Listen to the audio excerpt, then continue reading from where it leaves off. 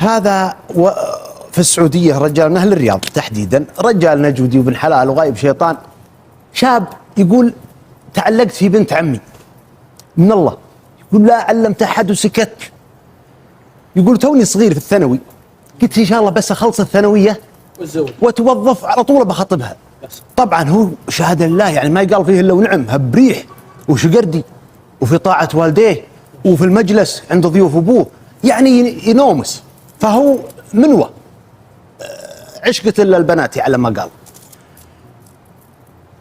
تخرج من الثانوية ودخلها كالوظيفة على قده بسيطة، ما كمل جامعة يبي ياخذ فلانة، وفعلا تقدم لها عمه هلا ورحب وفرح، لكن البنت والله شايف في روحها شوفها شوي، اي تقلها نادرة شوية ومميزة شوي بجمال او شيء من هالقبيل، فعلى بالها انه بطلع من هالمجتمع اللي يعني بسيط ومتواضع الماديا، انا بطلع بياخذني انسان ثري.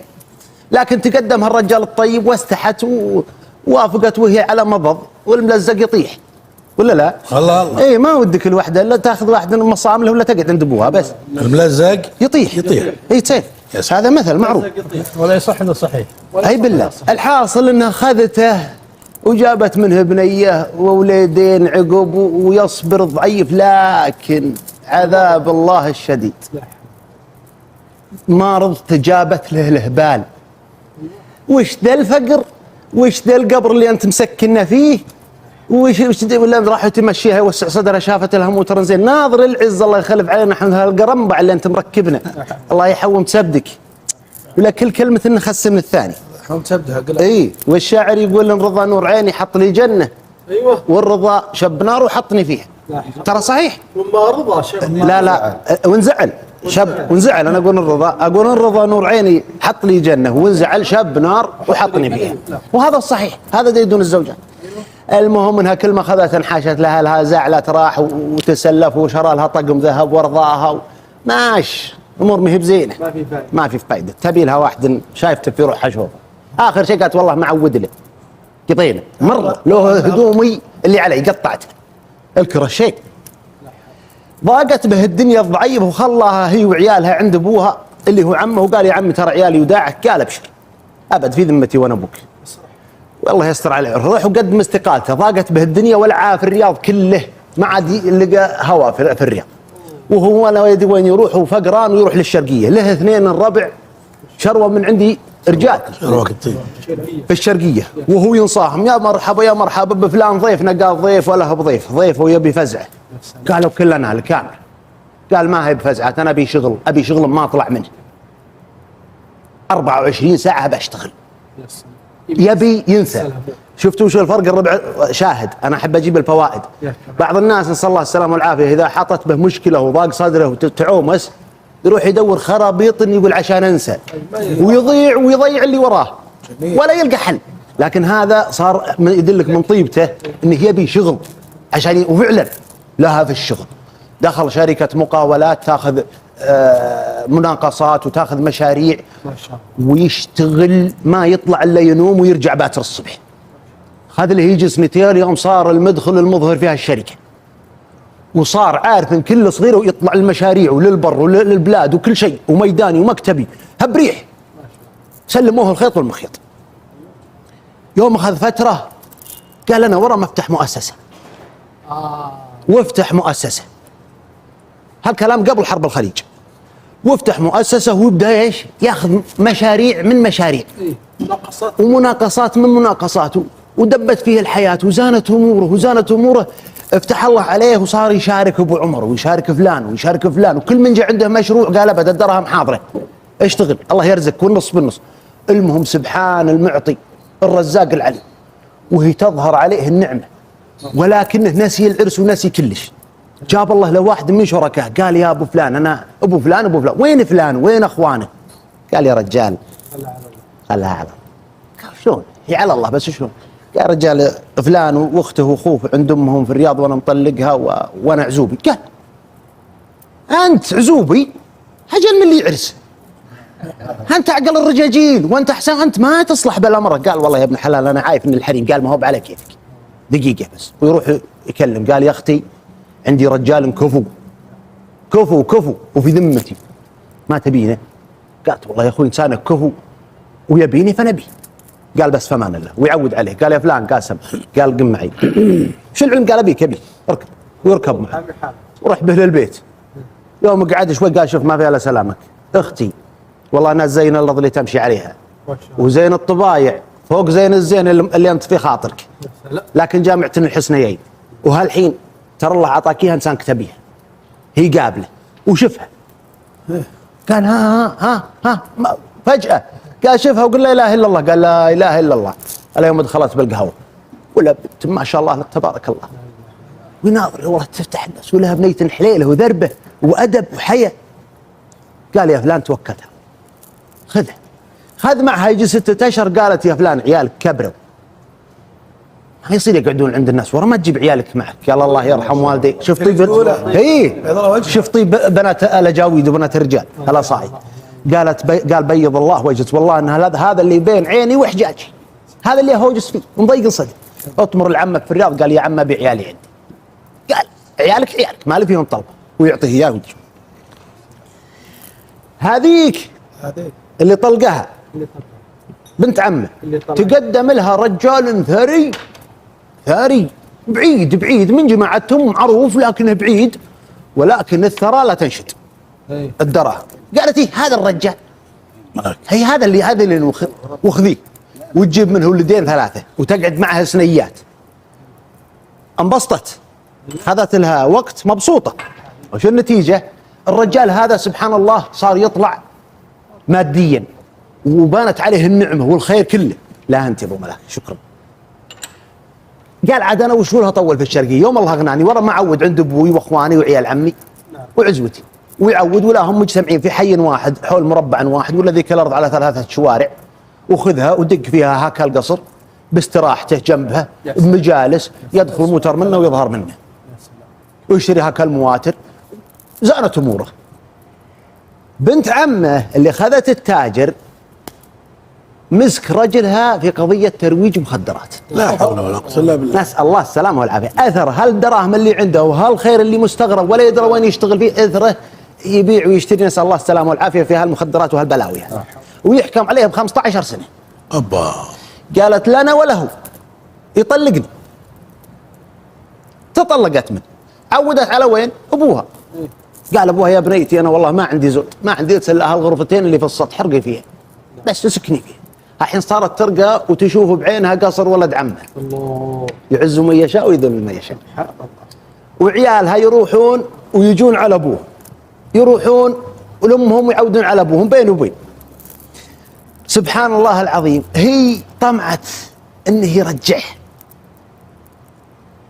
طبعا العيال يجون لابوهم في اثناء هالاحداث الروحه وجاي يقول يا ابوي فيه ضعوف مساكين ومره حالتهم قشره وش رايك يعني لو تصدق تدفع البلا. قال إيه لا تسيف وانا ابوك لا يقصدون هم ما يبون يقولون لامه اي لا وانا ابوك لا صدقه زينه لا بالله عطوه هو داري بس يقول شعر وجه وبنت عم والله وضعيفه ام عيالي ولا يبي يعني على ما قال يحفظ ماء وجهه. قال لا عطوهم ويعطيهم كل ما خذ عطاهم. ايه ماشي هي تبي هالحين هالعز. قالت مد بنتها السبيره يا بنتي قولي لابوك ودي رجعني. وش عقبه؟ اي وش عقبه؟ جت لابوها قالت يا ابوي وش رايك لو ترجع امنا البيت كبير وانت محلك ربي يربع ويعني نبيها تصير حولنا وحوالينا. قال يا بنتي هذا كلامك ولا كلام امك؟ ملغومه. ايه ملغومه. في فرق. قالت والله يا ابوي احنا ودنا وامي تقول لو يحصل ودها. إيه؟ قال ايه اللي قالت اللس. قالت هي إيه؟ قال اجل وانا ابوت يوم اني اروح للشرقيه وانا ما معي الا حق البنزين ومستقيل من عملي بسبه امك ومصايب امك واللي سمعته باذني من امك وشفته بعيني وضيقتها كالصدر اللي حصلت لي من امك. والله انا ضايقت بالارض بما رحبت لكني قلت كلمات ودي تعلمين بهمك. قالت وش قلت يا ابوي؟ قالت انا حافظها من زينها لكن عاد اخاف اخطي فيها. يقول لا يا سبايب غربتي مليت من كثرة الكلام انا انكسرت بعزتي وانت سبايب كسرتي العاده الله قربك ما يجيب الا الملام. يا ليت ربي ما خلقك بدنيتي يا عثرتي أقفيت عقب اللي حصل، حزني على صدري وسام. أقفيت عقب اللي حصل، حزني على صدري وسام، وحلفت دامك عايشة ما عاد أجيها ديرتي، يا بنسحب في صمت ولا موت وسط الزحام، الغربة أرحم لي ولا أجلس وأموت بحسرتي، واللي طريتي لي تصير بعيني الدنيا ظلام، أرسمك وأحرق صورتك من شان أبرد حسرتي، أقسم بعزة خالقي حامي البيت الحرام، لو تحرقي نفسك ندم ما رد لك من سفرتي. سلامتك. هذا الرجال مرسل لي برضو على قصة، يقول أنا ماخذها من صاحبها نفس اللي حصلت عليه. يقول في عام 1412 جيت من حايل، يقول وانا في الطريق والله في الليل ساري الليل، يقول والله يوم دلة ماشي الخط يهز، النوم عطي الله جاه النوم، لكن النوم غلاب ما هو بسواليف. يقول يوم دليت هاكل عيون القطط، يوم ماش ما نب، يقول قلت عاد وين الرياض انا مش حادني المخرج بس. يقول الرجال معهم كل خير، معه فراش البر ومعه كل شيء، قال النوم بس. يقول واطلع اول مخرج جاني بس قلت اللهم لك الحمد، اطلع معه. يقول واخذه يمين، يقول اروح يجي لي 5 كيلو 6 كيلو ابعد عن الطريق، عن صوت السيارات والتريلات، يبي انام في البر هالحين. يقول المهم دخلت في البر وادور لي مكان بس رفيع، وخبركم اللي بينام في البر يبي محل ما فيه نمل ولا هو بمنزال ابل ولا هو نظيف ولا فيه يعني تالي كشته عشان القوارص وما القوارص. يقول المهم لقيت لي هاك التبه مرتفعه زينه، يقول والله حولي لا عرب ولا سيارات ولا كواشيت وبراد صيف مثل هالايام في الليل. يقول هاك التبه مرتفعه، يقول وانا اسم بالرحمن الرحيم، يقول ما شفت احد ترى. يقول وانا انزل فرشتي وفراشي، يقول ما صدقت على الله بس اني اطيح. يقول لكن يورالي اني اسمع شيء تقولش، تقول احد يمشي بسم الله الرحمن الرحيم، يقول اللي يسمي وسمي. يقول والله لا اخذت شوي، لا والله انه يقرب وفي صوت ثاني غير المشي ليل. يقول وهذا اللي يناظر، يقول له شوف زول من بعيد جايني. يقول وابدا اقرا قران والمعوذات وايه الكرسي وخواتم البقره واقرا وارفع صوتي. يقول الزول يقرب بسم الله الرحمن الرحيم بسم الله الرحمن الرحيم. يقول هذاك يقرب يقول انا ما ادري هذا جن، هو 200% الان هذا جني، ما شفت سيارات ولا شفت بدو ولا شفت حلال. يقول ما ادري وش. يقول يوم اقرب، يقول شوف الزول يهز ومقبل علي. يقول المهم وصلني، يقول انا بغى يوقف قلبي القرآن يجيب نتيجة مع الجن هذا ما جاب معه نتيجة. يقول يوم وصلت، يقول لها حرمة عليها عبات ولها كبيرة سن وجثلة، يقول لها يابس حلقها وناشفة ولها تقول ما تبغى مياه يابسة الحرمة على آخر نفس. يقول قلت بسم الله الرحمن الرحيم. يقول هي تجلس عندي، يقول يوم جلست أنا فيني رعب وفيني خوف، لكن أيقنت أنها ما هي بجنية، ما فيها شر. إن شاء الله ما فيها شر، حتى لو أنها جنية إن شاء الله ما فيها شر. يقول لا معي ما، يقول روح وجهي، يقول أرش فثامها شوي. يقول تبي تاخذها مني، يقول المهم ورشها شوي هذه. يقول يوم انطلق حلقها ما جاه ماء، يقول عادت لها الحياة سبحان الله العظيم.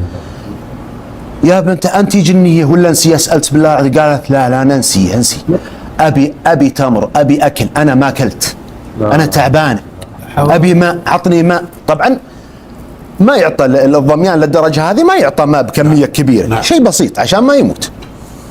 يقول المهم يوم تأكدت انها نسية وعجوز حرمة كبيرة السن، هذا مرة يقول لا أنت، يقول الله يرحم والديك أكرمك الله. يقول وانا انطلق للمحطة قد خلت في محل هذا لا تعدين. يقول واروح واجيب لها تمر واجيب لها حليب واجيب لها لبن وماء. يقول وانا اجي راجع واعطيها على شوي. يقول دبت فيها الحياة، يعني يمكن لو متأخر ساعتين الله أعلم ذي تموت. يقول دبت فيها الحياة. قلت يا مرة أسألت بالله العظيم أنت وش جابت فيها الخلط خالي؟ وين هلت؟ يقول وهي طم راسها كذا، يقول تاخذ شوي عجزت تتكلم. يقول يوم رفعت رأسي يقول له والله أنها تمسح دموعها، دابس الوجه وتعبان وحرمة كبيرة سن. يا خالة وش بلات؟ قالت خلها على الله. قال لا علميني أنا. قالت أنا أدخل على الله ثم عليك أنك ما تخليني في هالخلال خالي. قال أنا بعدين مخليت بس أنت حرمة وأنا رجال، علميني عشان أعرف أتصرف. قالت يا ابن الحلال أنا ما لي إلا ولد واحد لكن ما في خير يا رب وعاق وحسبي الله ونعم الوكيل عليه. لا حول ولا قوة إلا بالله. يقول أنا تأثرت. وشلون يا خاله؟ قالت جادعني الصبح طلعت الشمس في البر في وسط البر وخلى عندي ماء وقال اقعدي مثبت ومشى وخلاني. والله اني من خلاني متملم ماي الضحى اللي عطاني واني يبست مع هالشمس مثل هالايام. يا ناس من يقدر يمشي نهارك كله على الليل كله لين نصف الليل. أنا ما أظن مثل الأيام اللي كان ماتت. لا والله عاد حول لكن الصيف الوكاد من الصيف. الحاصل انه يوم جت الحرمه قال الحين ولد استدري وينه وقالت يقول اضطريت اسكتت ما عاد تقدر تتكلم شرهت عليه وضايق صدرها عليه مقهورة والله مقهوره. ما هو بشرها. يقول قلت تدري عاد والله ان تم انت حسبه الواده من هالساعه تدري ما عاد فيني نوم اركبي طيرت النوم. اي والله. يقول قعدت تبكي معها هي تبكي يقول وانا ابكي. يقول واشيلها يقول ولا يردنا الا الرياض. يقول ندخل الرياض يقول عقب صلاه الفجر وادخل على الحرمه. قلت ترى معي حرمه كبيره سن وهذا وضع وهذا وضع في البر لقيت. قال والله هذا اللي الله كتب انا الله ساقني لها وهالحين جبتها معي. قالت الله يحييها صارت بنت رجال قلطوها وجابوا القهوه وجو العلان وسلموا على ابوهم وسلموا على هالجده الجديده صارت جده لهم. يا سلام. قهووها فطروها هببوا في ريحه واستانست المر انبسطت معهم. قال يوم اخذوا ايام قال الرجال معذبها الحين اللي هي في بيته قال يا ام فلان قالت سم قال اما انت انا مضيق صدرت شيء علمين واما شالت البيت يشيلت راسي. بيض الله وجهه والله. فسبحان الله العظيم اللي ولدها ومن جوفها طالع رماها في البر ويسخر العزيز الحكيم الرحيم لها رجال على الطريق يفرق ويروح لها ويجي يقول انت على راسي. ما هو بولدها ولا تعرفه ولا يعرفه لكن سبحانه مسخر. يقول اخذت عنده شهرين قالت يا ابو فلان قال لبيه قالت انا طالبك طلبه. قال امري يمه ده اللي يسميها يمه مره يسمونها يمه كلهم امري بس ايش تامرين؟ قالت ابيك توصلني ولدي. قال ولدت اللي رامت في البر. قالت ايه. قال يمه ما هذا لو في خير ما رمات في البر وخلاص. قالت يا ابن الحلال ابى اروح اشوفه لو بس ادري انه بخير. ما يجعل والدينا امين امين. قالت بس انا عارفت انه يمكن ما يبيني لكن ابى اروح اشوف يمكن في شيء انا قلبي ماكلني عليه. ودي بس اروح اتطمن عليه بس. حاول فيها يثنيها عن رايها. قالت تكفى ودني له ودي اشوفه. قال على اركب والله وياخذها تدل من زاله. قالت هي لجيت القريه الفلانيه الديره الفلانيه ترى من هدل هو في البر ساكن عنده حلال.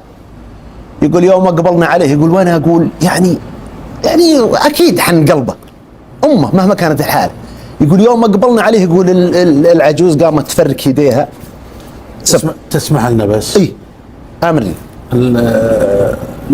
بنطلع فاصل ونرجع شوي نواصل. ايوه اكمل بعد فاصل. ايه. مشاهدينا الكرام ادري والله ادري انكم يعني مشتاقين لباقي قصة ابو راكان. نرجع له. تفضل يا ابو راكان.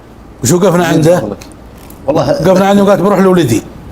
اي تودني لولدي. الله وصلها ويقول انا في قرارة نفسي انه يعني ابلغ ولد يعني مهما كانت الحالة فهي امه وبيصير موقف يعني يقوم يخمها بيصيح يقول العجوز من قبلنا ويقول وانا اشوفها تفرك يديها ناوية لا يقول خايفة يقول ومسكينة ما عاد قدرت تتكلم ودموعها في عيونها ولا اله الا الله يا الله يا الله يا كريم يا خايفة من ولدها اعوذ بالله.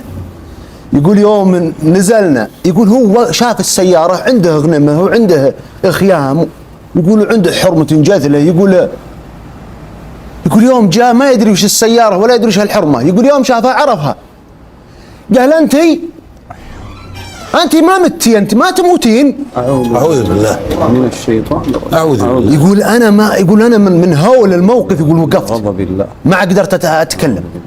يقول يقبل عليها ماني مصدق أنا، يقول يقبل عليها الله لا يبلانا ويرفع يده عليها حسبي الله ونعم الوكيل. يقول يصفقها هكا الكف، أعوذ بالله. يقول ولد متعاف، يقول صكها بهاك الكف، يقول العجوز على جنبها. إنا لله. يقول أنا جاني قشعريرة ما عاد أدري وش صار، ودي أطقه لكن أنا اللي جاي.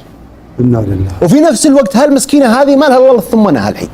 يقول حسبي الله عليك، حسبي الله عليك، الله لا يربك ولا يوفقك، والله ما سويت خير ولا أنت براعي خير. ما هم توفق ولا الله لا يوفقك. آمين. استغفر الله العظيم. يقول وروح، يقول وهزع على العجوز، يقول وقومها وحب راسها، يقول وقعدها، يقول تبتس العجي تصيح. يقول قلت أنا ناهيت لكن الله يهديك، قومي اجلس في الجنة، قومي أنت أمي أنا ما أنت بأمه، قومي بس ما عليك اسمه تركي. حسبي الله عليك، حسبي الله عليك، تحسب عليهم تلقاها عند ربك، والله اني سوابك، والله اني سوابك مثل ما سويت بحسبي الله عليك. يقول وعود، يقول وفيها غصة وفيها بكاء خارجي وبكاء داخلي، فيها حسرة. الحين هذا اللي جاي تنتبه تشوفه بتطمن انه طيب. يقول وركبها، يقول والله ما جفت دمعتها لين دخلنا الرياض. يقول وتجلس في البيت، يقول ولا هي طيبة، قبلها تهوجس، قبلها مسكينة ما هي بمعنى أبد. يقولوا تنقص، أكلها قل وضحكها قل وناستها مرة ما عاد هي الأولى. يقولوا تاخذ عندي يجي 6 أشهر 5 أشهر، يقولوا هي تتعب وتنش حالها لين قضت. يا أم فلان يا بنت حلال، نجيب العيال اللي تحبهم ونخليهم في حضنها نبيها، ما عاد هي بيمن. يقول يوم جاك اليوم قالت يا فلان، قلت لبيه، قالت أنا مثل أمك، قال الله. قالت أنا طالبك طلبة، تقول تم، قال تم إلا فلان ما وديت له، قالت لا ما بي، اطلبي يا أم فلان آمري. قالت إن الله كتب علي ومت، أنت اللي تنزلني في قبري، والنجس هذاك لا يشوفني ولا أشوفه ولا يسلم علي لو اني ميتة، ولا يقربني لا يلمسني، ترى خالص منه وبينه وبينه العزيز الحكيم. يقول والله قدرت اقول حلليه ولا قدرت اقول شيء، سكت، قلت ابشري لكن الله يمد بعمرته ويخلي تسلنا. يقول والله ما بطت لا، تعبت يوم طاحت عاد تحتاج المستشفى، يقول واشيلها وديها المستشفى، وعلى طول اروح رجال لولدها، تروح المكان الفلاني فيه رجال هذا صفته، قل له امك في المستشفى بس يعطينا اوراقها بس يجي يعرف بها في المستشفى. يوم وصله قال روح شوف خالي عندك عانه في الرياض، خالك يقول نعود نلقى الشايب هذا. المهم زانت الامور، يقولوا عرفوا بها في المستشفى، يقول ما ابطت، خذت لها يجي اسبوعين وتوفاها الله. الله المستعان. وهي غاضبة على ولدها، ولدها اخر عهده بام الصفقه صافقها. لا حول ولا هذا وش قال عنه يا مسلمين، حسبنا الله ونعم الوكيل. يقول يوم جاء في المقبره، يقول له شوفه واقف هناك ولا تنها، بس اللهم اني جيت بس. يقول في وجه ندم لكن ما ينفع، وخزي والله خزي، والله انه يقول في وجه سبحان الله، يقول لا تحبه ولا ودك يقربك، يقول انا كارهه في الله، يقول لكن لا تحسب انه بكى على امه، يقول احنا اللي نبكي عليها، هو ما بتعلم. الحمد لله. فنسال الله السلامه والعافيه. هذا من سوالف العقوق، ونقول هذا ما هو بحق الوالدين، لكن هذا ما سويته سوي بك. نعم. اصبر شوي بس يكبرون هالصغيرين هم يوريك شغلك. هذه عقوبة الدنيا وعقوبة الآخرة. الله يرحمنا برحمته. آمين آمين آمين. ولذلك في الحديث ورد عنه عليه الصلاة والسلام ما من ذنب يعجل عقوبته في الدنيا مثل عقوق الوالدين. سيرى هذا العاق أثر عقوقه في الدنيا. بنجيب سالفة بدون ذكر قبائل، لأن أنا متعود في سنابي أنا أقصد من القصة الفائدة ونقل مكارم الأخلاق للأجيال القادمة، وليس قبيلة يعني شيء كبير، وكل اللحية تعد ما واجهت. يا سلام. أما أنك تفتخر بأمجاد شيء راح وأنت ما سويت شيء، لا ورني فعلك أنت. فلذلك حنا نجيب مكارم الأخلاق من فرد وليس من قبيلة. يا سلام. الحاصل طول الله أعماركم، هذا رجال قال له محمد وساكن في البر اللي حول حافر الباطن، ورجال كريم والله أكرم، كريم ما يمر خطار الا واجبهم حاضر. يا سلام. لازم. القصه هذه حصلت طول اعماركم على نهايه البعير كوسيله نقل وبدايه السياره.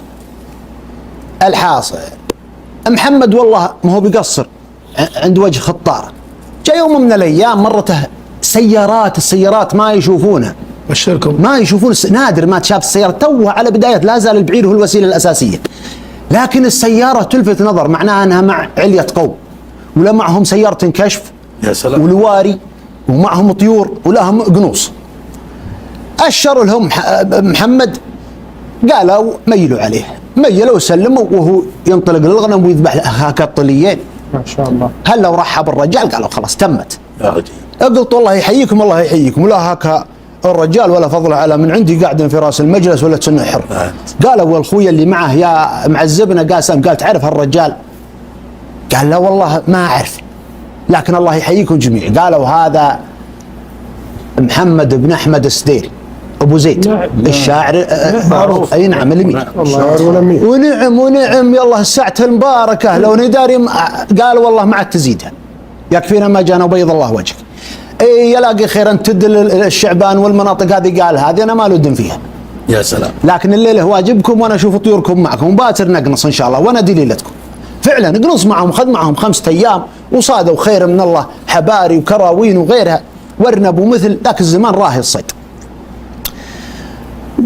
تجيني الامير محمد الاحمد كان في امير عرعر، قال تجيني يا محمد ان شاء الله في عرعر. قال وين انا وين عرعر يا طويل العمر، لكن ان جابتني الدنيا وان الله كتب اني بجيك لك حق علي.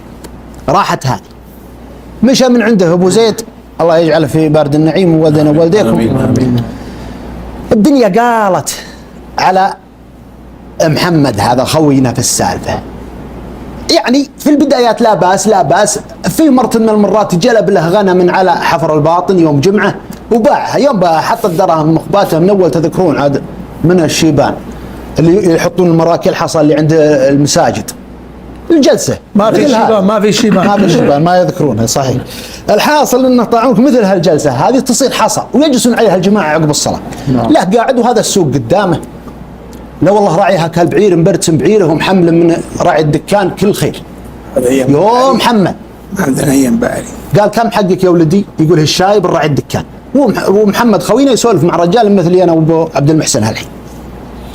قال حقي هالقد والشاي، عط الدراهم. قال والله ما هنا دراهم انا ابوك، لكن ها في وجهي وامان الله وهالشعارات انه فيك حقك. قال ايه توهيني يوم حملت قال لي والله ما معي دراهم، انا جاي اترزق الله ولا الله كتب لي نصيب، لكن والله ما يروح لك ريال يا ولدي. قال اقول والله ما يثور بعيرك الا معطيني حقي ولا نزل بضاعتي، واذا بينزل واذا يقضب يا ولد تعوذ من الشيطان. وصارت بينهم ارتفع الصوت الذي بان يسمعه. محمد جعل في جنة النعيم. اطمر عسى ما خلاف يا الربع عسى ما خلاف. قال هذا بيسرقني عيان بيان. قال هالشايب اللي كبر ابوك يسرق ارفعها يا ولدي. قال لا اجل وش اللي اخذت دراهم حلالي وقفيت وش اسمه؟ هذا سرقته وانا شو؟ قال والله ماني بسارق. المهم منهم كلام. قال محمد اصبر، كم حقك؟ اقصرها لا تطول. كم حقك يا اللي حيث الغانم راعي الدكان؟ قال حقي هالقد وشام، مثل ما تقول ذاك اليوم 20 23 25 ريال، ولا بايع عند الغنم قبل الصلاه. قال بسم الله عد وعطني نزاد منها شيء. خلصت؟ قال ايه؟ قال رحم الله والديك فامان الله وجهك مقفي. قال الشاي تعال وين؟ لا بالله ما خلصنا. قال وش بقي؟ لقاصرك شيء يا عم؟ اقلط معي تغد كل واجب. قال يا ابن حلال انت اكرمتني الله يكرمك بطاعته، لكن عطني اسمك. قال وشو الاسم؟ قال بحفظ حلال. قال والله ما دورتها عندك ولا اني مدورها، والله يحللك ويبيحك. يا سلام. عد الشجر والحجر والجراد اللي انتشر. ما ابي منك شيء يا عم، ما اعطيت فيها وانا. قال والله ما تكفي انت يا راعي الدكان. قال نعم. قال تكتب ولا ما تكتب؟ قال اكتب. قال سو خير، عطنا ورقه واكتب لي اسم هالرجال. يا ابن الحلال قال والله ما تزفي الا باسمك. قال اسمي يجعل محمد بن فلان بن فلان بن فلان الفلاني الفلاني، واكتبه حطها شايف مخباته الداخليه. قال رحم الله اثنين جابوك يا ولدي وان رده الله اني لقاضيك، ترى اسمي فلان بن فلان بن فلان من اهل الديره الفلانيه. نهل عرعر. قال بيض الله وجهك شو بديه العرعر؟ راح. ها مثل ما اقول لكم قبل هذا دارت عليه الدنيا والله ان حلاله ينقص كريم ورد الله عليه بامراض على بعض الحلال، والله يوم ما عاد معش. سبحان الله. شاور ام عياله قال يا مرة انا كريم وهذا طبعي ما اقدر اغيره، وهالحين والله ما عندي مكرم به ضيف وانا على درب، والخطار يعرفوني واهل الديره يعرفوني، واخاف يجيني احد ويعرق وجهه افشل ما عندي له ضيفه. والشورت قالت الراي الله ثم لك انا معك في اللي تبي. يا سلام. قال اجل نشد. قالت توكل على الله. وهو يدخل يوم من الايام للحفر ولا هاك اللوري يقرقع فاضي، قاعد 3 ايام على باب وراء، سني اشوفه ممد رجليه يدور طلب يدور شديد ما يهز رجليه يلعب فاضي. ولد قاسم قال ما تبي تشيل لك شايب وعجوز وورعانه وبيت شعر وقش عجوز. قال ابرك الساعات وين تبي؟ قال انت وين تبي تروح؟ اي والله. قال شلون وانا بروح؟ قال انت انا ابي الشيء اللي ما يكلفني، دربك بروح معك فيه. قال يا ولد انا من اهل عرعر ولا نبحولك ولا حولك. سبحان الله. قال عرعر شغل، بس ترى ما عندي دراهم الحين، لا الله اعطاني انا بنزل في ديرتك معكم، ولا الله اعطاني بشرب حقك. ولا يفكر له 3 ايام فاضي بيروح لاهله. قال توكل على الله، العوض ولا القطيعه الله يجيب من شم بعدين. راح معه وتغدى ميسوره وشالوا البيت وشالوا قش المره والورعان والمره فوق، ورتب معه محمد قدام. روحوا يم الحفر، سولف معه عن الحفر، من اميركم؟ قال ابو زيد. قالوا نعم استيري ابو زيد الرجال اللي شوار. قال الله الشاعر. قال اعرفه والله انه يعني وش عرفك به يعني تنها تكاثر راعي السياره من هنا. وين ابو زيد وانت رجال على قدك؟ قال لا اعرفه، قنص عندي ورفيق زلي وتخاويت انا وياه. قال لي خير. وصلوا عرعر. وين انزلك يا محمد؟ قال حطني وزان بيت اسديري. الرجال صام، حنزل بيته وعياله، بنى بيته بيت شعر. يوم اصبح الصبح وهو يروح لابو زيد، قال بروح اسلم على الامير اسديري.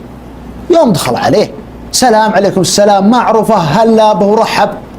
عرفتني يا ابو زيد؟ قال لا والله. قال انا فلان ابن فلان اللي قنصت عندي من يجي 30 سنه. ونعم ونعم ونعم، لكن تدري والله يا واجب كان يموت، لكن اليوم احنا معزومين عند فلان وباتر عندي وعقبه عند فلان، جاينا فلان ابن فلان رجال وجيه شرواكر وقايمين له بواجب الجماعه والامير معهم السديد. قال وان شاء الله نواجبك حاضر. قال والله ما جيت الا بسلم عليك، لكن اللي انتم فيه انا معكم فيه. رجال ياكل بيمنه، جاء في درب الجماعه مشى معه. يوم اكل عندهم وجبتين، الثالثه قال يا الربع تراكم ان شاء الله ضيوفي باتر.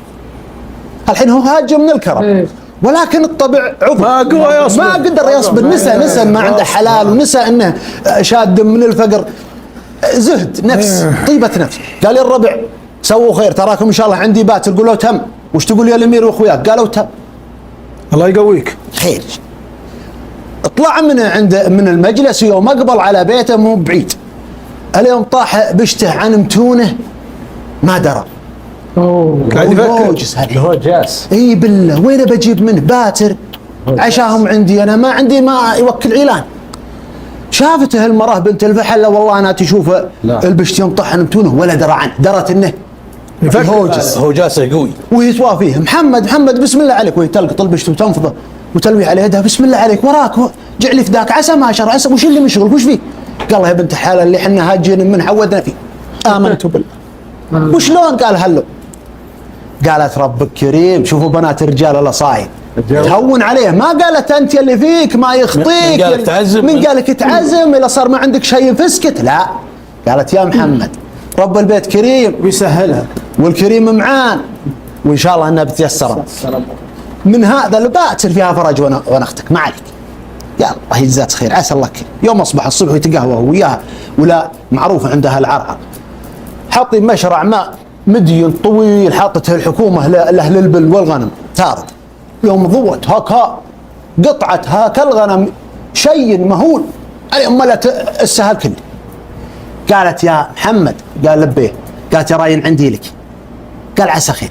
قالت ورا ما تنسى هاكا الولد اللي مع الغنم وتطلبه وتعزمه، خذ منه 3 طليان دين، وقلت تعال تعش معنا عندي الامير واخوياه، غسلت الدين وتراه مهم تعذرك. الناس تستحي. قال والله ما لي غيرها، خل اروح اشوف. جاء السلام عليكم السلام، يا ولد في هالشعرات والله ما تزعل فيهن 3 طليان تستربها وجه شايب يستحي، سو خير، عطني هندين والله ما تزعل فيهن، ان اول ما يطيح في يدي بحاسب راعي الموتر وحاسبك. يا سلام. قال والله يا عم اني ما ردك، لكن هذه وانا يا عم وصية حي الميت والله ما لي فيها وبرا، وانها حرام علي اني راعي فيها شاوي ببلاش. سبحان الله. قال وشلون؟ وشاله؟ قال من سنين وحنا نتعب بلاش. قال وشلون؟ قال هذه ابوي الله يغفر له ويرحمه يوم جاي يموت وصانا، ايوه، وعطانا ورقه فيها اسم رجال، والله إنا زرينا وحنا ننشد عنه وعجزنا نلقاه. قال وشلون؟ قال يا رجال ما ادري وش سالفته، شرى بضاعه وجابها لنا، هم وصانا حط له بقيمتها اشياء، والشياه طرح الله فيها البركه، وصارت تكاثر وصارت توالد، ونجز من صوفها ونبيع ونرد في شياه، ونبيع منها قطوسها من ونرد في شياه، وهالحين كل هالغنم هذه انا واخواني رعيان فيها والله ما لنا فيها وبرا ولا شعره، عفوا شعره. قال والرجال اللي تقوله شو اسمه؟ قال محمد بن فلان ابن فلان ابن فلان ابن فلان، ولا هو ابن اهل حفر الباط. قال انا يا محاتي. قال اسالك بالله انت فلان ابن فلان؟ قال لي والله. قال من يعرفك؟ قال يعرفني ابو زيد، يعرف علي. يا سلام. قال يدك ويقضبه. قال يا الله لك الحمد، ويروح ينطلق يبشر اخوانه ابشروا بالفرج ابشروا حفتكينا ويركض لابو زيد. قال يا الامير تعرف هالرجال؟ قال الله الله هذا فلان الرجال الطيب الكريم فلان ابن فلان ابن فلان ابن فلان. قال اجل عد حلالك واستلم وفكني من الله يفكك من الشر. يا سلام. سبحان الله العظيم، الله خلف عليك كرمك كله في ساعة واحدة، لأن ساعة من الغني تغني. وسلامتكم الله وعباد. يبيض وجهك. صلوا على محمد. اللهم صل على محمد. نبي نعطيكم سالفة حصلت على رجال واحد، هي سالفتين وفيها فائدتين يا سلام. ومختصرة أيضا ما تطول عليك. هذا رجال من أهل حايل وساكن في حفر الباطن، ما شاء الله وكريم والله أكرمه، يطبخ ذي في مرقة ذي، ما شاء الله. وابطاب الحال كلام هذا تراه ما هو بقريب مبطي، وعياله صغار، اكبر عياله يمكن هو 12 13 14 في هالحدود. لكن الرجال جارت عليه الدنيا شوي وتدين، وصل دينه 500 ريال ذاك الزمان، 500 ريال ذاك الوقت مبطي ما هي بسواليف 500. ومسكين بلش بالدين. قالوا لديه يا ابوي انا اللي ان شاء الله بسدد دينك. وبعض العيلان بسم الله عليه حي، يعني لو انه صغير يقولون الفرخ يصوصي في البيضه، صدق ترى بعض العيلان ينفع ابوه نعم. اذا الله اصلحه. فالحاصل طول اعماركم، قال بروح اترزق الله، بروح الكويت في الحفر قريب الكويت، والكويت احيا من الحفر ذاك الوقت ولا زال لا شك. الحاصل انه راح يترزق الله، جلس فيها والله مده ما حصل خير، راح للسوق الفلاني ماش ما جاب الله له مصلحه، راح للسوق الفلاني ايضا كذلك. قال بروح لسوق الغنم، هو اقرب ماله البداوه، قال البداوه اعرف لها والغنم، يعني اشيل احمل انزل القى لي رزق. المهم قعد في السوق يتردد عليه ايام مجرد عيشه ما حصل رزق. جاء اليوم وهو في سوق الغنم، تعرفون سوق الغنم كان يعني برحه كبيره، فتشطر عن العرب شوي الله يكرمكم قضى حاجه، ولا في حصن هناك راح وصد وراه. يوم جلس ويناظر له والله هاك الحزام بين حصاتين، حزام جيوبه بتشقق من الدراهم اللي فيه، ما شاء الله مليان فلوس بشكل غريب. ما شاء الله. هذا ما عمره شاف ولا عشر هالمبلغ هذا. فقام وخذه فتحه عد الدراهم ولا مبلغ ما هو بسيط. قال الحين وش اسوي؟ هو في الخال الخالي لو ما جاء يمكن يجي غيره ويشيله. قال خليته مشكله ونخدته مو بلي، لكن بعد اني اخليه غلط، ولا عليه ثوبين عليهم برد، وهو يقوم ما حول احد ويرفع ثيابه ويتحزن بالمحزب، عاد الدراهم اللي فيه كلها، عود على السوق باع وشراء، ينشد اللي مضيع له حاجه، اللي مضيع له حاجه يا جماعه الخير، احد مضيع شيء؟ من مجيب مره قعد يمكن اسبوع وهو ما غير يسال ويمشي ويترزق، الله يدور رزق ويعرف الضال ويعرف بالضال، لكن ما وضحوا الشيء. قال ابد اللي يعرف اللي ضال له شيء او غادر له شيء او مضيع له حاجه يعلمني. يبي أحد ينطق بس ما حد نطق. والله أخذ له يجي أسبوع أسبوعين والمحزم في بطنه ما أخذ منه ولا ريال. قال أنا الحين وش أدور؟ رزق ساقه الله لي وعجزت وأنا أدور راعيه وما لقيته. هذا رزقي اللي أنا جاي أدور في الكويت. تدري يا ولد عود بس لأبوك هالفقران الضعيف اللي في الحضر. جاك معود قال بركب مع أهل السيارات وهو صغير يمكن عمره 13 14. قال وانطقوني السواويق وخذوه مني. أخاف يدرون إن معي دراه. تدري لا رجلي تشيلني زي من السيارات وادخل السوق وياخذ له هكل مطاره وياخذ له كسرة تمر بالفلوس ذي ويجيك مروح على رجليه يمشي مشي. كلام هذا مبطئ. تو السيارات جايه ذاك الزمن. المهم انها استهلك قضى معه وهو صغير ولا تعود هالممشى الطويل ذا كله. يمشي لين جاها كشره ويطيح في ظلالها على وجهه. يقول والله ما صحيت الا بصوت السياره تقف عندي عسى حي.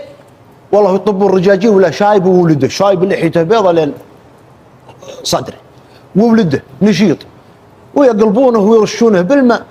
يوم صح الولد قال لا بشرك انه حي. شيلوه وركبوا في الموتر ويروحون بس صاروا بدو عندهم حلال وهذا موترهم ودوهم لبيتهم. اكرموه باللي على ما قال ياسر على ما قال رزق الله. قال ويسولفون معه ويا ولدي انت الشايب يسولف معه. قال يا ولدي انت صغير وش مشيك لحالك؟ قال ازين امشي لحالي ما علم. قال وينك جاي؟ قال جاي من الكويت. قال الكويت؟ قال الله يرد علي حلالي. الله يرد علي حلالي يا ولدي. قال يا الله. قال يا الله. قال وش حلال؟ قال والله اني ضفيت كل حليلي زاد وغثني وقلت وانا تبرت وتعبت ولدي هذا توظف عسكري ولا عاد اقدر ورحت دخلت السوق الكويت وبعته كله وحطيته في محزم اللي والله ما ادري وين راح من ابوك. قال وش تقول؟ قال والله ان هذا ما جرى معي حزام مليان دراهم والله ما ادري وين غدا مني.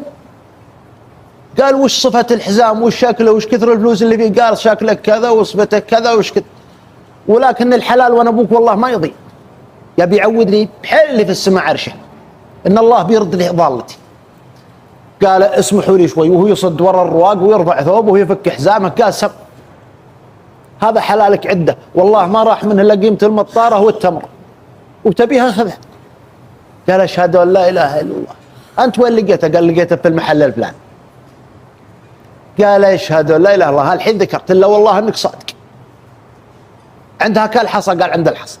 قال صدقت عز الله ان الحلال ما يضيع. ولدي قم يا ولدي ارتب الرجال ذا. انت وش موديك الكويت وانت صغير؟ قال والله ابوي عليه دين 500 ريال ورحت قلت ان شاء الله ان ربي بيرزقني وبسدد دين ابوي.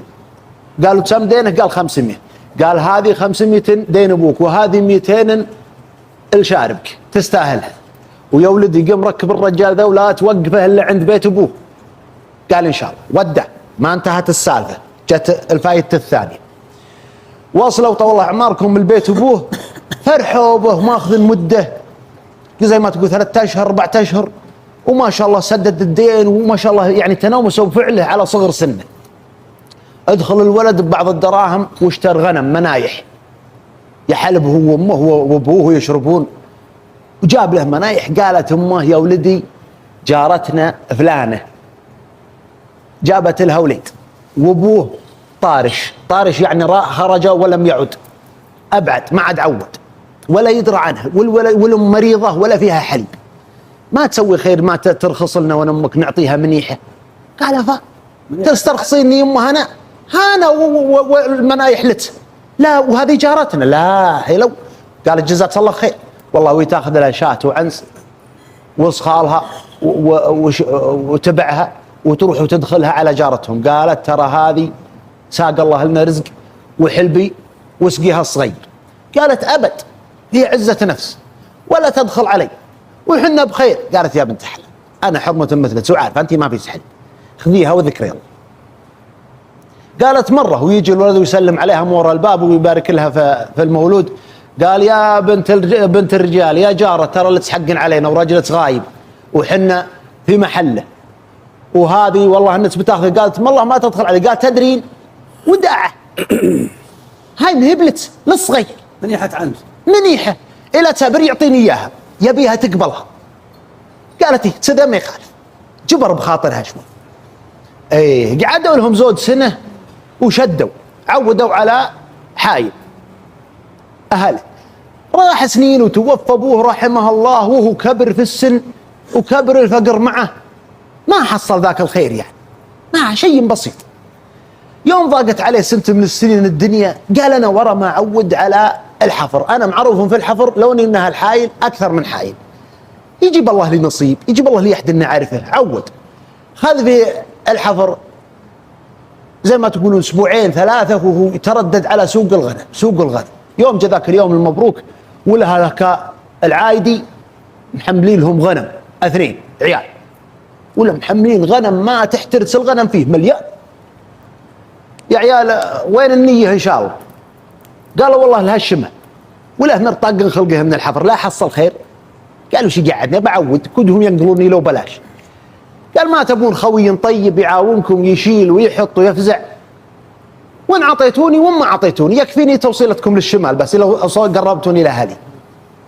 والله تناظروا قالوا اركبوا، اطمروا اركب مع الغنم فوق، هذا طبيعي ولا يركبون فوق. يوم مشوا راح نهارهم كله وجاء الليل وقفوا عاد يتريحون، شطروا عن الخط شوي وقفوا يرتاحون.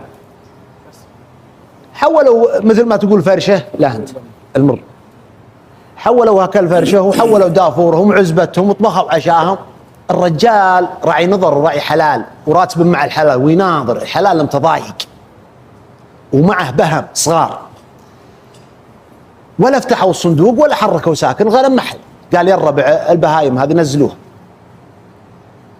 قالوا لا والله وش بينزلها وش بيحملها وتغثنا وخاف تضيع وخاف تاكلها اسباع قال لا لا لا انا راعي ما بشغل، هذه فيها بهم وتبي ترضع انا اسمعها ثاغته بامهاتها، لكن ما ضيعت امهاتها فيها الضيق.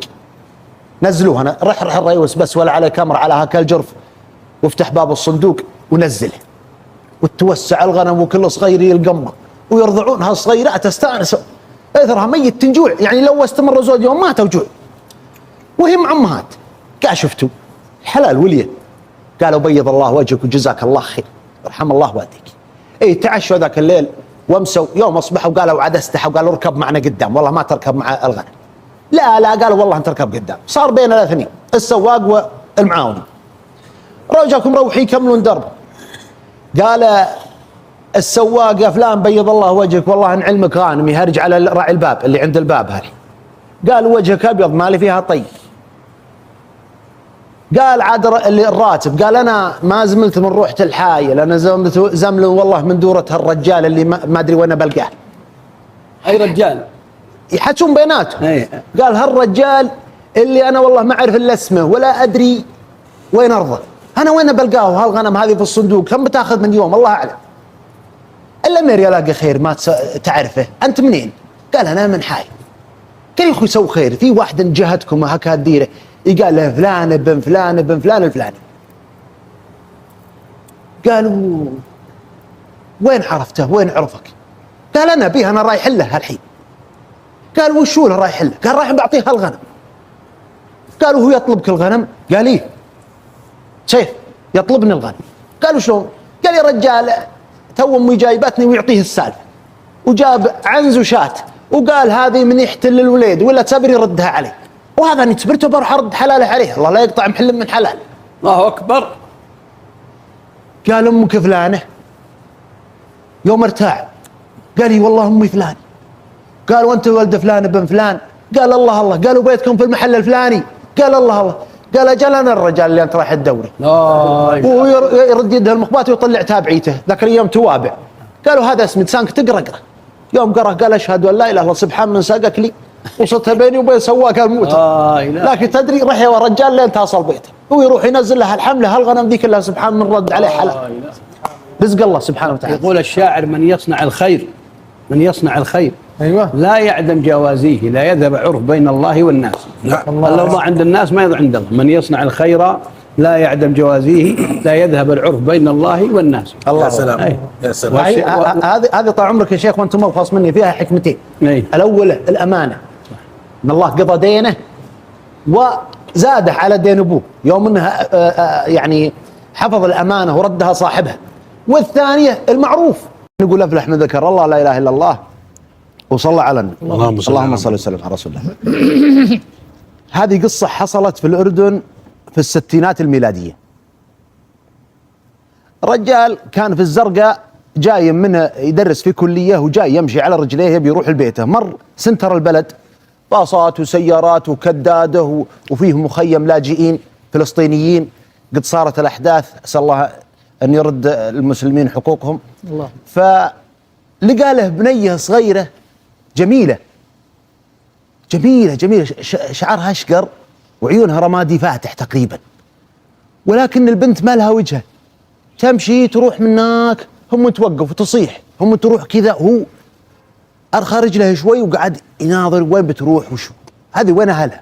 راحت من هناك راحت لاخر الشارع، قعدت وقت تلفت تصيح وترجع، قال انها ضايعه. راح لها وقال تعالي يا عم وش فيك تصيحين؟ المية عمرها ما بعد يمكن 4 سنين في هالحدود. قالت بدي ماما. قال ضايعه بسيطه تعال يا عمو تعال. راح داربها ما لقى عنها خبر. قال اجل اكيد انها من مخيمات الفلسطينيين. راح ودخل على المخيمات الفلسطينيين، طبعا عندهم مختار اللي هو زي ما نقول احنا العمده. راح وسلم عليه قال هل بنت ضايعت لكم؟ قال لا والله ما جاني خبر ان في طفله ضايعه.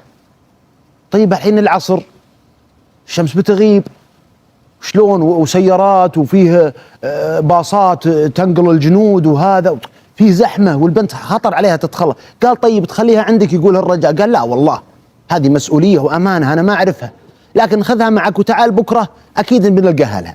قال تمام. راح بها البيت ونامت مع عياله. من بكره الصبح جابها المخيمات هذه. قال سالت كل الناس كلهم ما منهم اللي مضيع الا بنت. لا حول ولا قوه الا بالله. ما عليه نلقاها ان شاء الله. قام يسال في المكان اللي لقاها فيه. طبعا من الاجراءات انه راح للشرطه وبلغ، قال اني لقيت بنت ضايعه امس والى الان عندي ما ظهر لها اهل. وش اسمها؟ اسمها آمنة محمد محمود. طبعا استجوبوها بس محمود ايش؟ قالت ما ادري. تعرفون الاردن عشائر لازم اسم العشيره، فهي ما تدري صغيره. المهم من هنا قام يمشي ويسال كل ما لقى رجال خير شرواكم تكفى ترى عندي بنت ضايعه عمرها كذا شكلها كذا اسمها آمنة دورها اهلها. قال والله ما سمعت عنها. طيب آمنت بالله. زادت الايام 2 3 ما ظهر لها احد.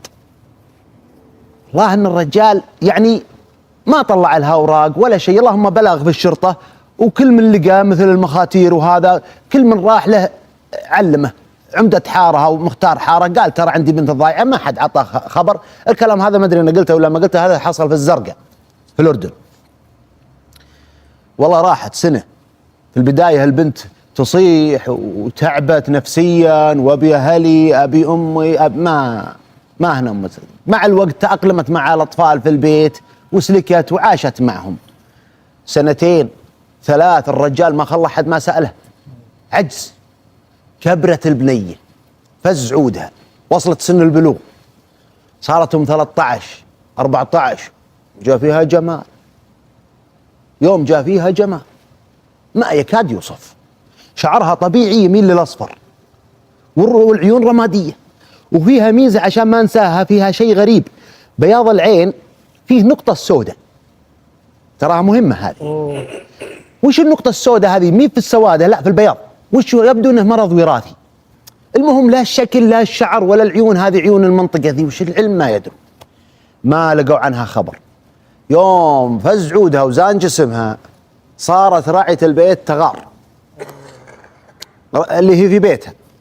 قالت هالبنت هذه كل عيب فيها طلعها من بيتي انا ما عاد بيها.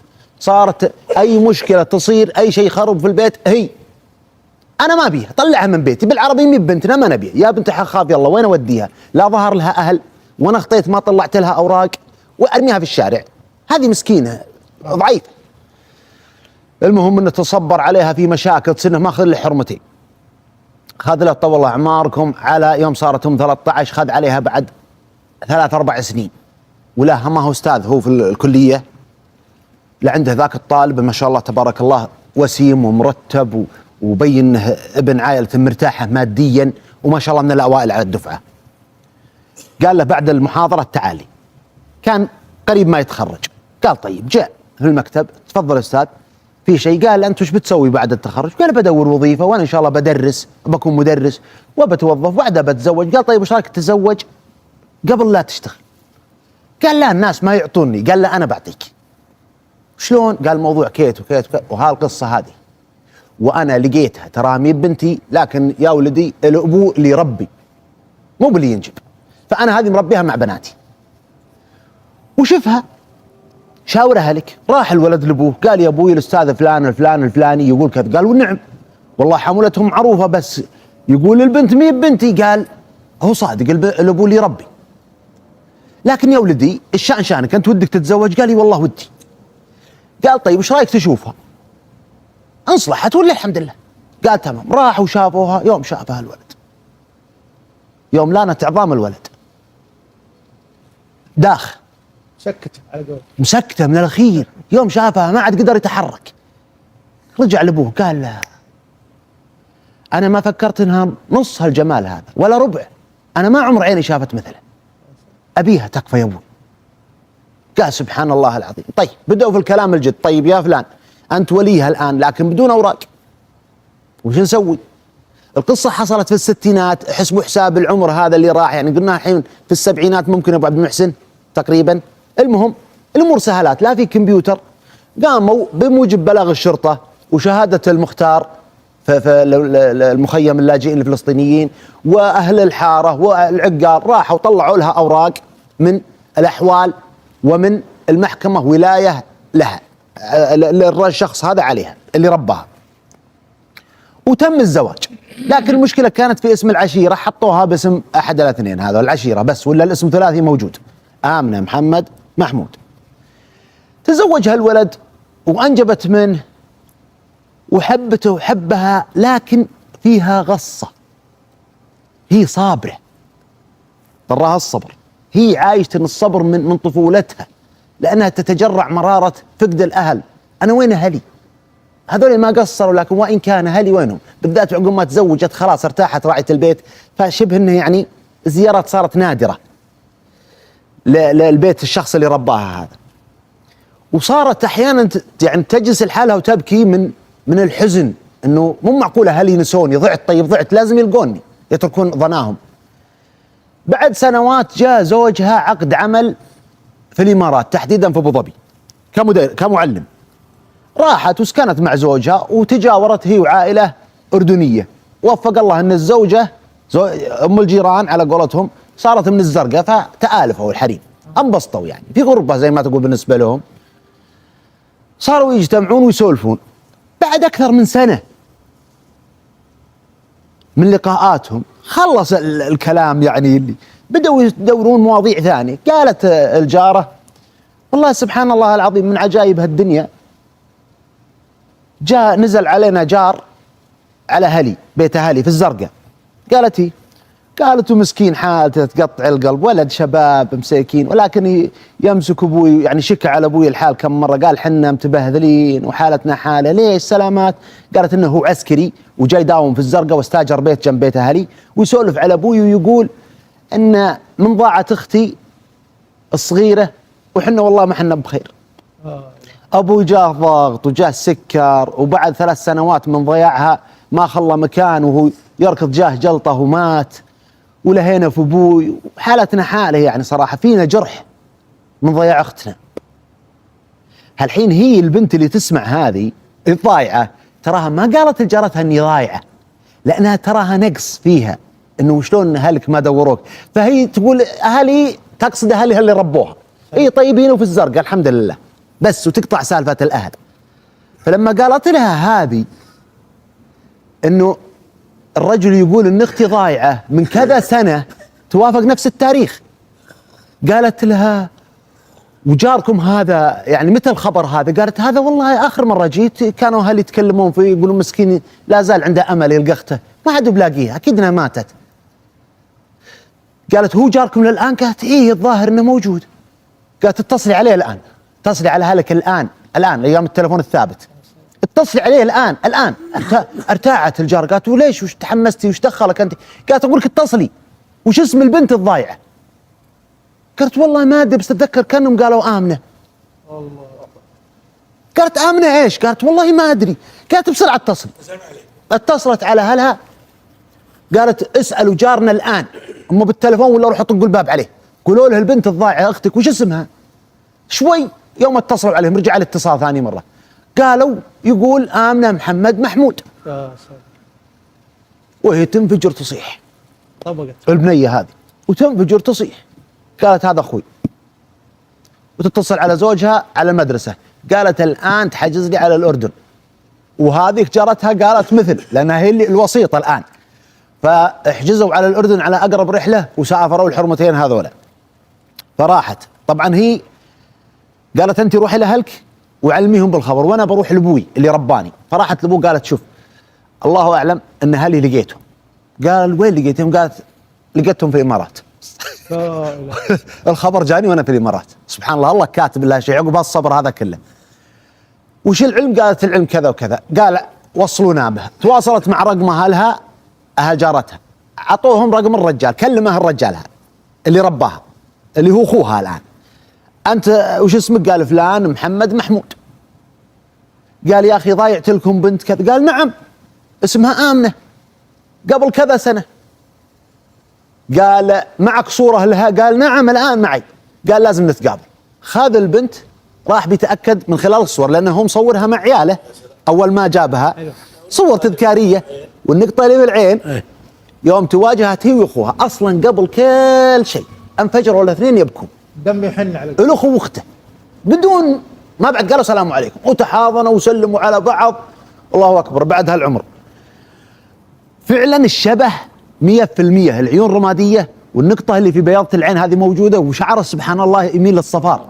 اثاريهم اصولهم تركيه ومن شمال الاردن. طيب وشلون وصلت للزرقاء؟ كان فيه باصات تنقل الجنود وتنقل الناس نقل عام. البنيه طلعت من حارتها تلعب عند الباب وشافت ناس يمشون لحقتهم لين وصلوا الشارع العام، وقف الباص ركبت فيه. يوم ركبت فيه كل الناس يعني اجناب عن بعض، فهذول يحسبونها تبع ذولا وذول يحسبونها تبع ذولا، والبنيه ساكته خايفه نامت، ما صحت الا هي في الزرقاء. لقت الناس ينزلون، نزلت ضاعت. يعني ما تتخيل انها جايه من حوالي 300 كيلو. هالطفله هم 4 سنين، ولا يخطر في عقل وعاقل ذاك اليوم. والاتصالات ضعيفه، حتى بلاغ الشرطه يبلغ في المنطقه، يعني ما في كمبيوتر انه يعمم على الاردن كلها زي ما هو الحال في جميع الدول.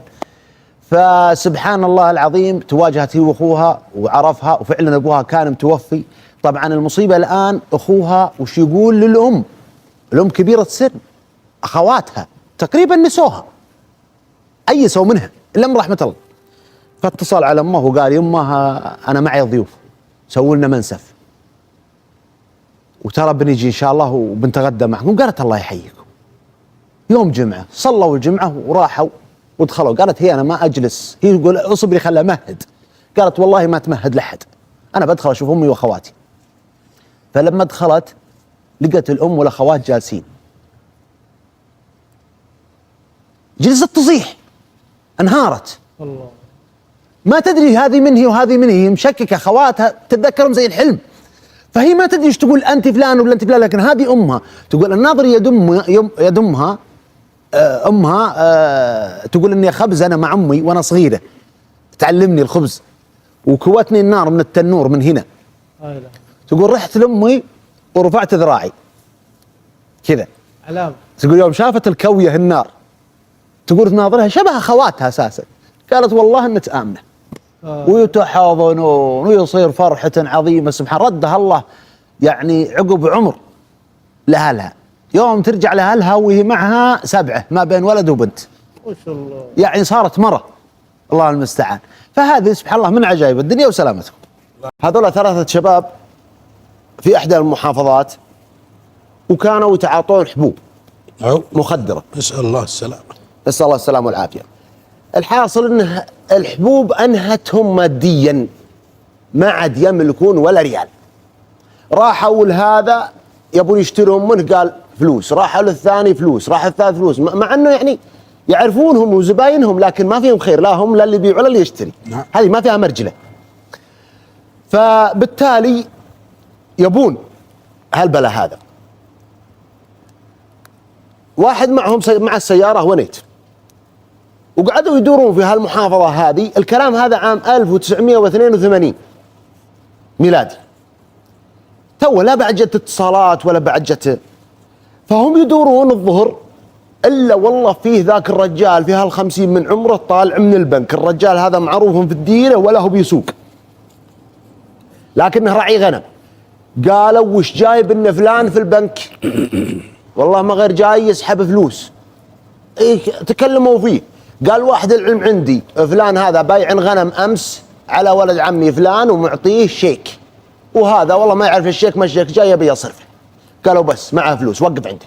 خذوا لفه وجو من ورا البنك وقفوا عنده. ركب، ارحب يا ابو فلان. ركب، نوصلك بيتك. هو شمس ويبي سياره توصله بيته، وهم يشوفونه حط الظرف في جيبه وهو طالع. قالوا نبي الحذيه.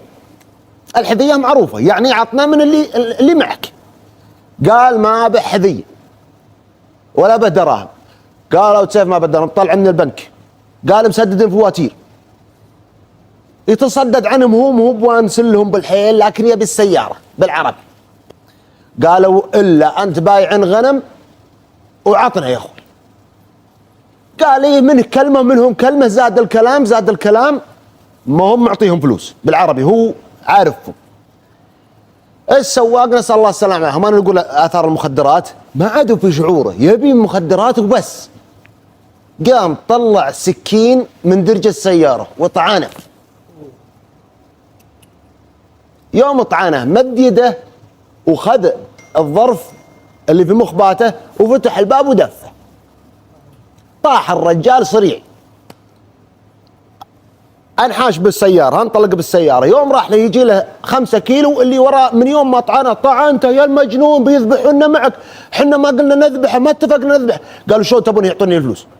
انتم مجنن، ما هم معطيني الدراهم الا بذبح.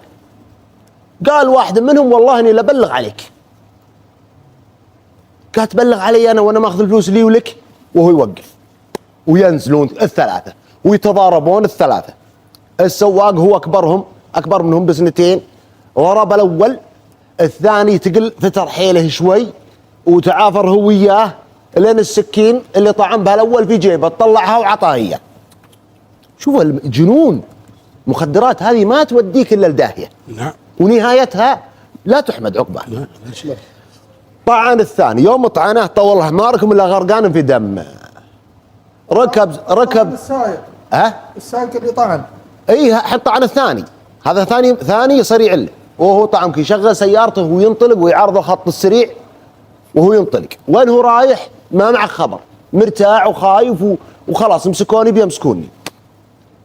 المهم انه سرى نهارك كله لين جليل. يوم جليل لما عاد يدري وين هو فيه، ولا انا واقفين عند شبك المطار، ولا ما عاد يقدر يتحرك. طف السياره وانسدح ورا ونام. خذ له يمكن ساعه ما درى الا السفتي يشتغل. اي الدوريات عنده امن، ما ممنوع تنوم هذا المكان. وش عندك؟ هو يوم قام شاف الدوريات قام يرجف قلبه، قال اطرحوني مسكوني. وما في شيء، ما سويت شيء. قالوا احنا ما قلنا لكم سوي شيء، بس يكاد المريب ان يقول خذوني. قال انا ما سويت شيء. قالوا احنا عارفين بس هنا ممنوع تنوم. قال انا مسافر. قال لي نم في اللي تبي بس هنا لا، احنا مسؤولين عن المكان ذا. قال ليش المكان ذا؟ وش؟ قال هذا المطار. قال المطار؟ انا كيف راح اتعلم بهالي المطار؟ ان قعدت اليوم ولا بكره ولا بعد بيمسكوني، خلاني اسافر انا بنحاش. المهم طال عمركم بكره الصبح وهو عند الجوازات. تعرفون على بال ما التعميم ذاك الوقت والتعاميم وتاصل وكذا ويعمم ورقم اللوحه يعني تاخذ وقت. فهو طلع جوازه واتجه لاقرب مركز شركه سفر وسياحه حجوزات. دخل عليها لا في ذاك الموظف، لان الرجال مختلف. قال اسمع احجز لي. كم معه هالحين في جيبه؟ 25,000. هذه قيمة الغنم وقيمة السرقة والذبحة على 25,000. قال اسمع احجز لي أنا بسافر. قال ابشر تسافر، وش تبي؟ وين تبي تسافر؟ قال ما أدري. قال عجيب، ما في حد ما تدري وين بيسافر. لازم تعرف وين تبي تسافر. قال يا أخوي أنا اقلعني وبس، أنا بسافر. قال طيب وين تبي طبيعة، تبي بحر؟ قال يا أخوي أبي الشيطان الرجيم، اقلعني الله يقلعك وبس، لا تبلجني، أبي مكان ما يعرفه مسلم. قال غريب كان طيب يعني من باب الضحك قال تبي تروح لفرنش جيانا؟ قال وش ذي فرنش جيانا؟ قال هذه دولة ما قد حجاها. قال لي أنا بروح له، أبيها، ودني له. قال ذي بعيدة ورحلات وتعب. قال أنا بروح لفرنش جيانا، ها اللي تقول ذي أنا ودني له، بس الحين أمشي. قال لي ما يخاف، الحين طلع حاسب كم التذكرة لحالها بأكثر من 12,000 التذاكر. طلعه من الرياض للبحرين، لبنان، الفرنسا، من فرنسا إلى فرنش جيانا. جلس في الرحلات هذه في المطارات يمكن 2-3 أيام وهو لا ينام وحالته قشرة. تخيلوا وضعه. نزل بعد 3 يوم في فرنش جيانا، لا عارف ولا معروف ولا عارف لغة ولا عارف شيء أبد. نزل في الديرة تقريبا جزئين، طبقية، طبقة عالية فنادق واقتصاد، وطبقة كادحة تعبانة. فهو نزل ودار في البلد ما عاد يدري يروح ولا يدري وين يجي، ما تجوع، حتى كلامهم ما يعرفه، فلوسهم ما عرف صرفها، ما عرف شيء، ضايع في عالم آخر.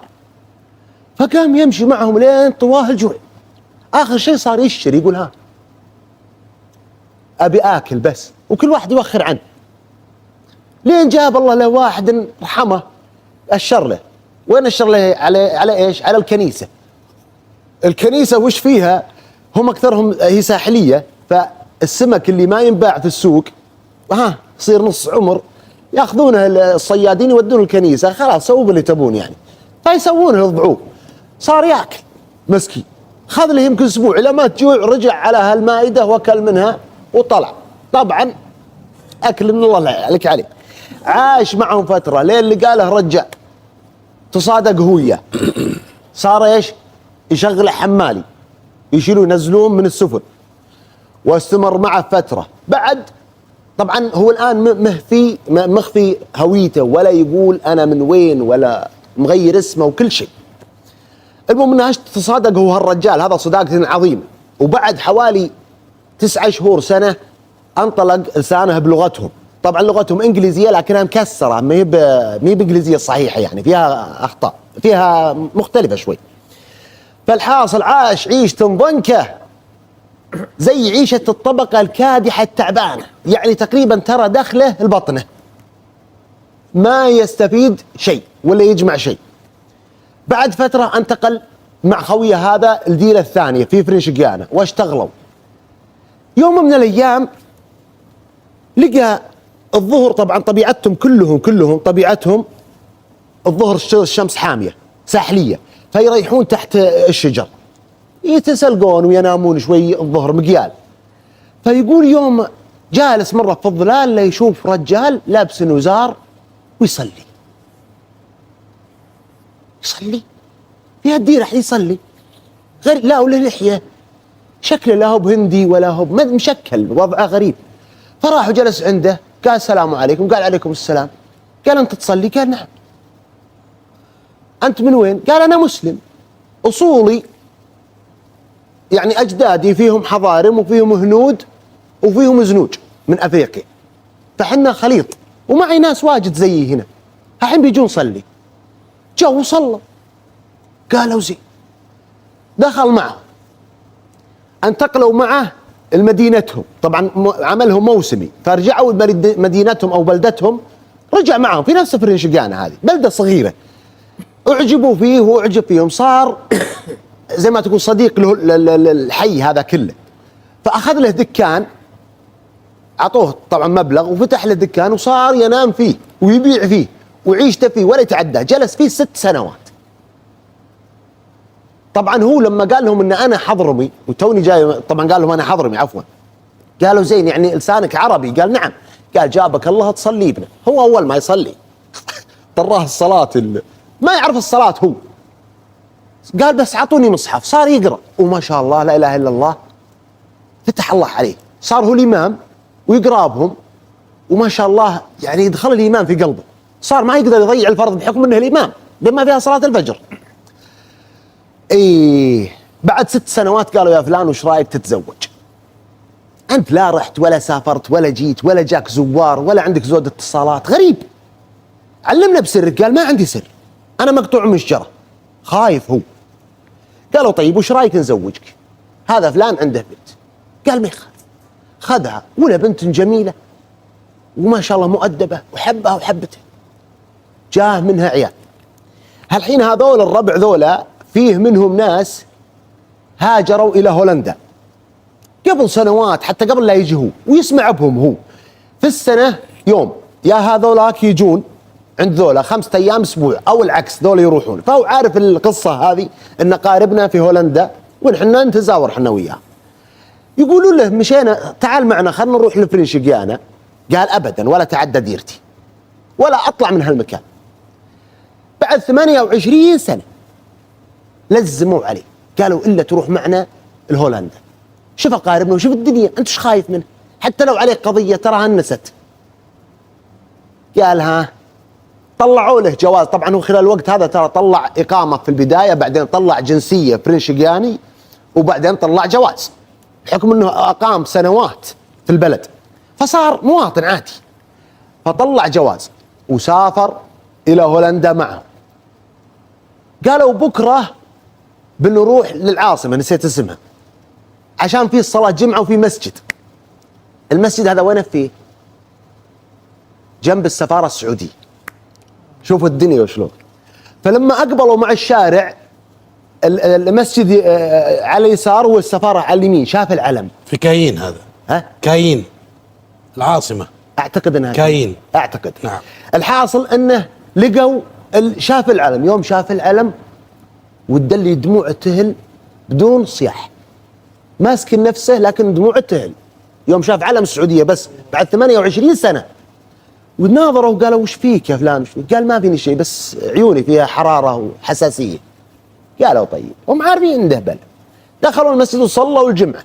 يوم طلعوا هو ما وده تخلص صلاه الجمعه ابد، لانه شاف وجيه سعوديين وعرب وحن قلبه سبحان الله العظيم. فلما طلعوا لقى 2 3 يتكلمون بلهجه سعوديه نجديه، فقعد يتسمع لهم وراح وسلم عليهم. لما انصرفوا 2 سلم على الثالث رجل كبير رزين، قال له لو سمحت انت من وين؟ قال من السعوديه. قال فيه رجال صديق لي في السعوديه انا حضرمي واشتغلت عندهم في الديره هذه، ابوي كان عنده بقاله في الديره هذه، ودي اتواصل معه، تقدر تجيب لي رقمه؟ قال اقدر، مع اني ما اعتقد ان كلامك كله صحيح لانك انت ما انت بحضرمي. واضح. اي واضح. لكن قال لا انا حضر. قال بكيفك انا بساعدك. وش اسم خويك؟ وفي اي ديره؟ قال في الديره الفلانيه وهذا اسمه فلان بن فلان فلان. هو اللي طقه الثالث بس ما طعنه، وتوقع انه هو اللي نجا منهم.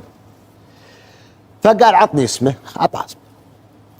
بعد حوالي 3 أسابيع اتصل به، تواصل معه ورجع هو لفرنشقيانا، اعطاه رقمه، تواصل معه واعطاه الرقم. قال هذا رقم صاحبك وترى حي يرزق.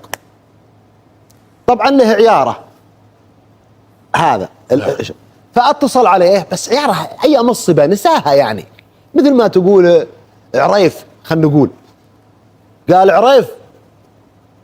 قال ها. قال انت عريف. قال دقيقه. طلع وكلمه برا المجلس اللي كان فيه. قال من انت؟ قال انا فلان. قال اسالك بالله انت حي، انت فلان؟ قال اي والله العظيم انا فلان. قال انت خبل، وينك انت؟ وينك؟ قال انا فرض الله. قال يا مجنون وش يوديك ما ادري وينك فيها الحين انت؟ وش عندك انت؟ قال انا علي رقبتين. قال ما عليك شيء. قال شلون؟ قال ما مات، وفي اسبوعها راحوا اهلك وجماعك وطلبوهم وراحت حب خشوم وطامر حصن وصلاح وفلح. انت وين غديت؟ قال لنا 28 سنة. 28 سنة. قال والله انها منتهية ما كملت اسبوعين القضايا اللي دي، وكلنا عقلنا وكبرنا وتركنا بلاوينا ذيك. انت مضيع نفسك. تعال تعال تعال تواصل مع الاهلي، قال ابوك مات وامك ماتت واخوك فلان يطلب كل حل، بقى عيالهم.